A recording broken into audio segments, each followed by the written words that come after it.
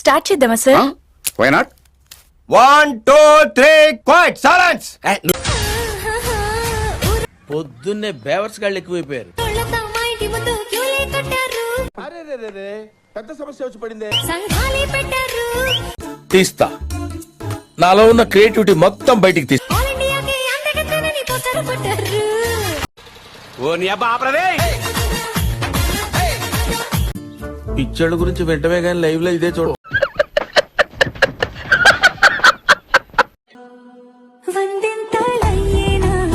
Talent చూపిస్తున్నావేంటి?